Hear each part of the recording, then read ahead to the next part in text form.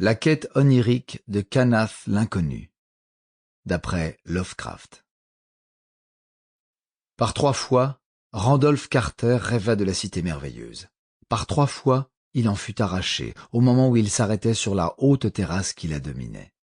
Dorée, magnifique, elle flamboyait dans le couchant, avec ses murs, ses temples, ses colonnades et ses ponts voûtés tout en marbre veiné, avec aussi ses fontaines aux vasques d'argent disposées sur de vastes places et dans des jardins baignés de parfums, et ses larges avenues bordées d'arbres délicats, d'urnes emplies de fleurs et de luisantes rangées de statues en ivoire. Sur les pentes escarpées du septentrion s'étageaient des toits rouges et d'antiques pignons entre lesquels serpentaient des ruelles aux pavés piquetés d'herbe. Fièvre des dieux, fanfare de trompettes célestes, fracas de cymbales immortelles, la cité baignait dans le mystère comme une fabuleuse montagne inviolée dans les nuages. Carter, le souffle court, debout contre la balustrade, sentait monter en lui l'émotion et le suspense d'un souvenir presque disparu.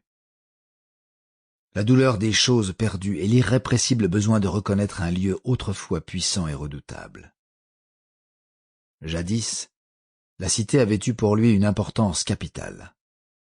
Il le savait sans pouvoir dire en quel cycle du temps ni en quelle incarnation il l'avait connue, ni si c'était en rêve ou à l'état de veille.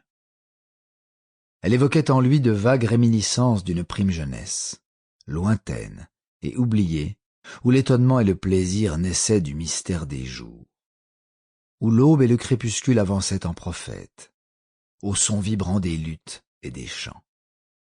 Mais chaque nuit, sur la haute terrasse de marbre avec ses urnes bizarres et sa balustrade sculptée, il contemplait la silencieuse cité du couchant, magnifique et pleine d'une immanence surnaturelle.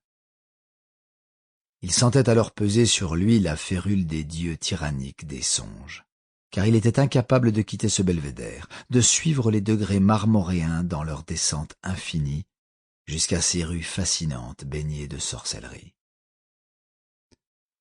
Quand, pour la 3e fois, il s'éveilla sans avoir pu descendre ces escaliers, ni parcourir ces rues inanimées, il pria longuement et avec force les dieux cachés des songes qui planent capricieusement au-dessus des nuages de Kadath l'inconnu, dans le désert glacé où nul homme ne s'aventure. Mais les dieux ne lui répondirent point. Sample complete. Ready to continue?